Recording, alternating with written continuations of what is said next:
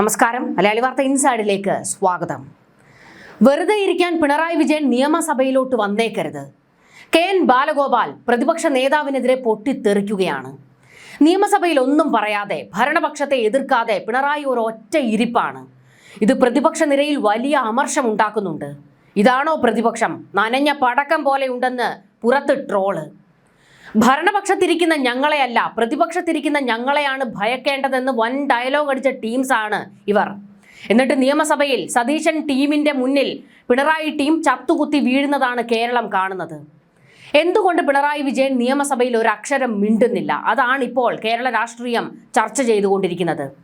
ബാലഗോപാൽ പല ആവർത്തി പറഞ്ഞു എന്തെങ്കിലും ഒന്ന് പറയൂ എന്ന്. എന്നിട്ടും പല വിഷയങ്ങളിലും മൗനം പാലിക്കുകയാണ് കപ്പിത്താൻ. പിണറായി വിജയൻ എന്തെങ്കിലും പറയണമെങ്കിൽ എഴുതിക്കൊണ്ട് വരണം. ഊരിപ്പിടിച്ച വാളിനിടയിലൂടെ നടന്നു എന്നൊക്കെയുള്ള ഡയലോഗ് അടി വെച്ച് കീച്ചുമെങ്കിലും കാര്യത്തോടടുക്കുമ്പോൾ എന്തെങ്കിലും പറയണമെങ്കിൽ അത് എഴുതി തന്നെ കൊടുക്കണം. അത് നോക്കി വായിക്കണം. അതാണ് ശീലം ഇപ്പോൾ ഈ അടുത്ത കാലത്തായിട്ട്. അതായത് പ്രായാധിക്യം അദ്ദേഹത്തെ വല്ലാതെ വലയ്ക്കുന്നുണ്ട്. അതാണ് പ്രധാന കാരണം. സതീശനോട് അതേ നാണയത്തിൽ തിരിച്ചടിച്ച് പിടിച്ചു നിൽക്കാൻ പിണറായിയുടെ ആരോഗ്യസ്ഥിതി അനുവദിക്കുന്നില്ല. സഭയിൽ പിണറായി വിജയന്റെ മൗനത്തിൽ AKG സെന്ററിൽ ഇപ്പോൾ വലിയ പൊട്ടിത്തെറിയാണ് നടന്നുകൊണ്ടിരിക്കുന്നത്. പ്രതിപക്ഷ ഉപനേതാവ് വേണം എന്നുള്ള ആവശ്യം ഇപ്പോൾ ശക്തമായി ഉയരുകയാണ്.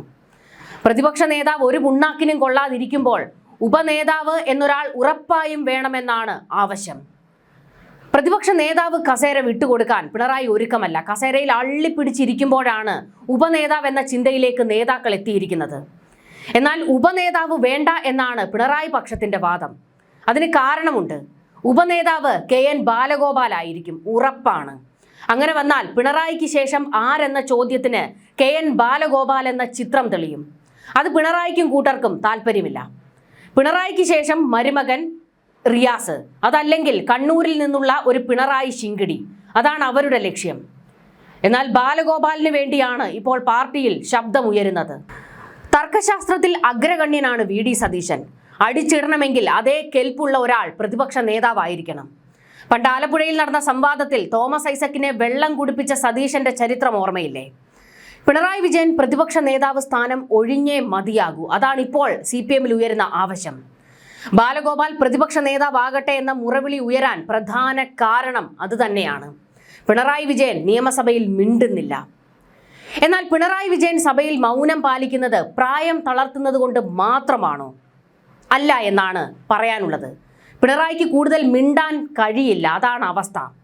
അദാനി വിഷയം, PM ശ്രീ വിഷയം, വീര്യം കുറഞ്ഞ മദ്യം, ഈ വിഷയങ്ങളിൽ വല്ലതും പറഞ്ഞാൽ പ്രതിക്കൂട്ടിലാകുന്നത് പിണറായി വിജയൻ തന്നെയാണ്. പേടിച്ചു വിറച്ചാണ് പിണറായി വിജയൻ നിയമസഭയിൽ വന്നിരിക്കുന്നത് തന്നെ. ഇപ്പോഴത്തെ പ്രതിപക്ഷ നേതാവ് മുഖ്യമന്ത്രി ആയിരുന്ന കാലത്ത് നടപ്പാക്കിയ കാര്യങ്ങൾ എടുത്തിട്ടാണ് സതീശൻ മറുപടി പറഞ്ഞുകൊണ്ടിരിക്കുന്നത്. ഇതോടെ പിണറായി വെട്ടിലാകുന്നതും ഒരക്ഷരം മിണ്ടാൻ കഴിയാത്തതും. പിണറായി വിജയൻ നേരിടുന്ന ഏറ്റവും വലിയ പ്രതിസന്ധി സഭയിൽ അദാനി വിഷയം ചർച്ചയാകുന്നതാണ്.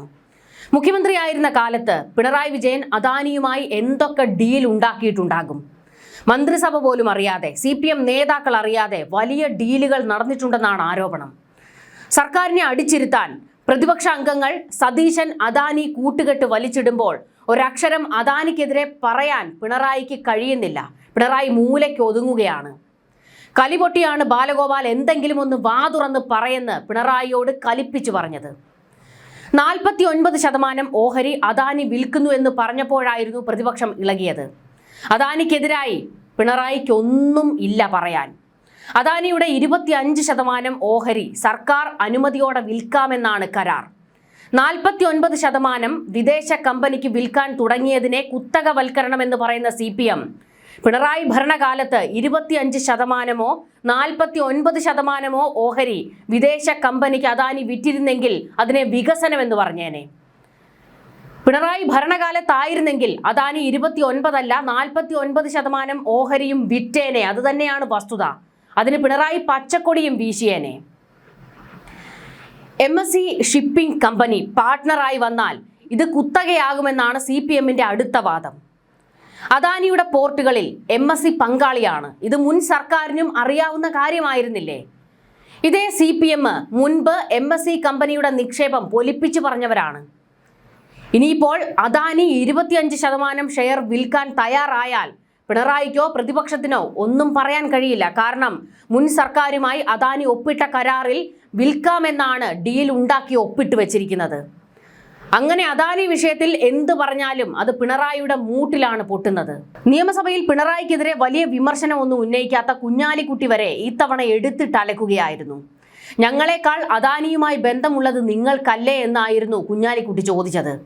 ഞങ്ങൾ വന്നിട്ട് 1.5-2 മാസമല്ലേ ആകുന്നുള്ളൂ. നിങ്ങളുടെ 10 കൊല്ലം അദാനി പാർട്ട്ണർ എന്ന് പറഞ്ഞ് നടന്നത് നിങ്ങളല്ലേ. അദാനിയുടെ കൈപിടിച്ച് ഇടതുപക്ഷ സർക്കാർ വികസന കുതിപ്പിലേക്ക് പോകുന്നുവെന്ന് തള്ളിമറിച്ചത് CPM ആയിരുന്നു. വിഴിഞ്ഞത്ത് അദാനി പിണറായി ഫ്ലെക്സ് കൊണ്ട് വെച്ച് കൊണ്ടാടിയത് CPM ആയിരുന്നു.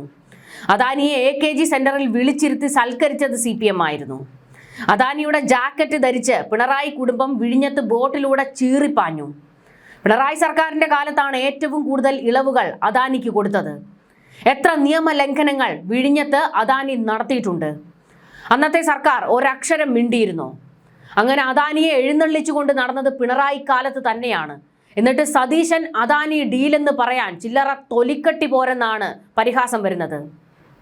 അദാനിയുമായി ബന്ധപ്പെട്ട് വരുന്ന ചർച്ചകളിൽ സഭയിൽ ഒന്നും പറയാൻ പിണറായിക്ക് കഴിയാതെ വരുന്നതാണ് ഇപ്പോൾ പ്രതിപക്ഷത്തെ വലച്ചുകൊണ്ടിരിക്കുന്ന പ്രധാന വിഷയം. പിണറായി കാലത്ത് അദാനി വികസന നായകൻ, പിണറായി പ്രതിപക്ഷത്തായപ്പോൾ അദാനി കുത്തക മുതലാളി. ഇതെന്തോ നിടപാടെന്ന് സതീശൻ ചോദിക്കുമ്പോൾ അണ്ണാക്കിലെ പിരിവെട്ടിയിരിക്കുകയല്ലാതെ പിണറായിക്ക് എന്ത് ചെയ്യാൻ കഴിയും?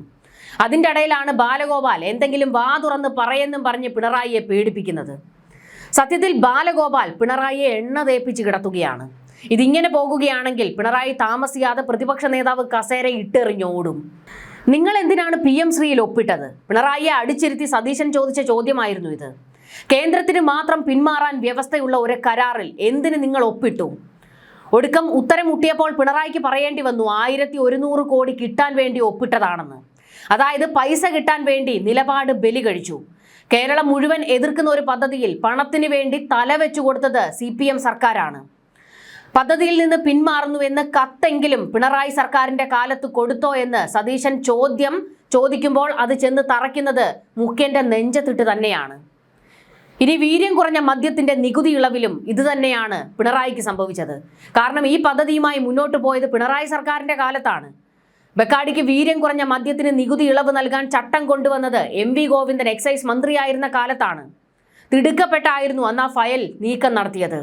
മദ്യവ്യാപനത്തിന് സതീശൻ സർക്കാർ നീക്കം നടത്തുന്നു എന്നാണ് CPMന്റെ അടുത്ത കരച്ചിൽ. ഇവിടെയാണ് നമുക്ക് ഏറ്റവും വലിയ കോമഡി കാണാൻ കഴിയുന്നത്. 30 ബാറിൽ നിന്ന് 900 ബാറിലേക്ക് കൊണ്ടെത്തിച്ചത് പിണറായി സർക്കാരിന്റെ കാലത്താണ്. ബാറുകളുടെ സമയം കൂട്ടിയത് പിണറായിയുടെ കാലത്താണ്. ബിവറേജസ് ഔട്ട്ലെറ്റുകളുടെ സമയം കൂട്ടിയതും വ്യാപിപ്പിച്ചതും പിണറായിയുടെ കാലത്താണ്. IT പാർക്കുകളിൽ പബ്ബ് തുടങ്ങാൻ പഠനം നടത്തിയതും ഇവരുടെ കാലത്താണ്. എല്ലാം ഇവരുടെ കാലത്താണ് നടത്തിയത്. എന്നിട്ട് ഇപ്പോൾ പ്രതിപക്ഷത്തായപ്പോൾ ഇതിലൊക്കെ സതീശനെ വെല്ലുവിളിക്കാൻ ചെല്ലുമ്പോൾ അടിയേറ്റ് മേടിക്കുകയാണ്. അടി ഇരന്ന് മേടിച്ചുകൊണ്ടിരിക്കുകയാണ് പ്രതിപക്ഷം. ഇതിനിടയിൽ പിണറായി വിജയൻ ഒരു അക്ഷരവും കൂടി മിണ്ടാതെ മൂലക്കിരിക്കുമ്പോൾ, പ്രതിപക്ഷ നേതാവ് പോലും മൗനം പാലിച്ച് മൂലക്കിരിക്കുമ്പോൾ മറ്റംഗങ്ങൾക്ക് എന്തു പറയാൻ കഴിയും? അതുകൊണ്ട് തന്നെയാണ് വലിയ തോതിൽ വിമർശനം ശക്തമാകുന്നത്. പിണറായി വാ തുറക്കണം, നിയമസഭയിൽ സതീശനെതിരെ 2 വാക്കെങ്കിലും പറയാൻ തയ്യാറാകണമെന്ന വലിയ വിമർശനം പിണറായിക്ക് നേരെ ഉയരുകയാണ്. ഈ ഘട്ടത്തിലാണ് KN ബാലഗോപാൽ പ്രതിപക്ഷ നേതാവായി എത്തണം എന്നുള്ള ആവശ്യം ഉയരുന്നത്. പിണറായി വിജയൻ കസേരയിൽ നിന്ന് ഇറങ്ങിപ്പോകണമെന്നാണ് ആവശ്യം. ഇനിയിപ്പോൾ കസേരയിൽ അള്ളിപ്പിടിച്ച് കിടക്കുകയാണെങ്കിൽ അവിടെ കിടന്നോ, വെറുതെ പ്രതിപക്ഷ നേതാവ് എന്ന ലേബലിൽ അവിടെ ഇരുന്നുകൊള്ളൂ. പക്ഷേ പ്രതിപക്ഷ ഉപനേതാവ് ആവശ്യമാണ്. പ്രതിപക്ഷ നേതാവ് മിണ്ടാത്തിടത്ത് ഉപനേതാവെങ്കിലും എന്തെങ്കിലും പറയട്ടെ എന്നുള്ളതാണ് ഇപ്പോൾ പാർട്ടി പറയുന്നത്. AKG സെന്ററിൽ വലിയ രീതിയിലുള്ള വിമർശനം പിണറായിക്ക് നേരെ ഉയർന്നുകൊണ്ടിരിക്കുകയാണ്. എന്ത് ചെയ്യാനാണ്? പിണറായി കാലത്ത് പിണറായി തന്നെ ഒപ്പിച്ചു വെച്ച പണികൾക്ക് ഇന്ന് പിണറായി തന്നെ ഇരന്ന് മേടിച്ചുകൊണ്ടിരിക്കുകയാണ്. 3.0 ഇവർ വല്ലാതങ്ങ് സ്വപ്നം കണ്ടിരുന്നു. അതിനുവേണ്ടി ഒരുപാട് പണിയെടുക്കുകയും ചെയ്തു. PR-ന് വേണ്ടിയൊക്കെ കോടികളാണ് ചെലവാക്കിയത്. LDF അല്ലാതെ ആര് എന്നുള്ള ഇവരുടെ ധാർഷ്ട്യം ചോദ്യത്തിന് ജനങ്ങൾ നല്ല ഒന്നാന്തരം മറുപടി കൊടുത്തു. ഇപ്പോൾ പിണറായി ഒരക്ഷരം മിണ്ടാൻ കഴിയാത്ത വിധത്തിലേക്ക് എത്തിയിരിക്കുകയാണ്. ഭരണപക്ഷ അംഗങ്ങൾ എടുത്തിട്ട് ചവിട്ടി മെതിക്കുകയാണ് ഇന്ദ്രനും ചന്ദ്രനും കൊമ്പനും ഒക്കെ ആയിരുന്ന പിണറായി വിജയനെ. ഈ കപ്പൽ ആടി ഉലയുകയില്ല സാർ എന്നൊക്കെ മുൻപ് നമ്മൾ കേട്ടിരുന്നു. പക്ഷേ ഈ കപ്പൽ ആടി ഉലഞ്ഞ് കപ്പിത്താന്റെ വായിൽ വരെ വെള്ളം കയറിയിരിക്കുകയാണ്. അതുകൊണ്ടാണ് ഒരക്ഷരം നിയമസഭയിൽ മിണ്ടാൻ കഴിയാത്തത്. ഇങ്ങനെയും ഒരു ഗതികേടിലേക്ക് പിണറായി പോകുമെന്ന് ആരും കരുതിയിട്ടുണ്ടാകില്ല. വല്ലാത്ത ഒരു ഗതികെട്ട അവസ്ഥയിലാണ് പ്രതിപക്ഷ നേതാവ് ഇപ്പോൾ എത്തിയിരിക്കുന്നത്. ഇതിലും ഭേദം ഇനിയും നിന്ന് നാണം കെടാതെ പ്രതിപക്ഷ നേതാവിൻ്റെ കസേര ഇട്ടെറിഞ്ഞു പോകുക തന്നെയാണ്. കെ.എൻ. ബാലഗോപാലിൻ്റെ കയ്യിലേക്കൊക്കെ ആ കസേര എത്തിക്കഴിഞ്ഞാൽ അതിന് ഒരർത്ഥമുണ്ട് എന്ന് ഇനി നമുക്ക് പറയാം. കാരണം സർക്കാരിനെതിരെ ശക്തമായ രീതിയിൽ പ്രതികരിക്കാൻ കെൽപ്പുള്ള ഒരാൾ തന്നെ വേണം. പിണറായിക്ക് അതിന് കഴിയുന്നില്ല. ന്യൂസ് ഡെസ്ക് മലയാളി വാർത്ത ഇൻസൈഡ്.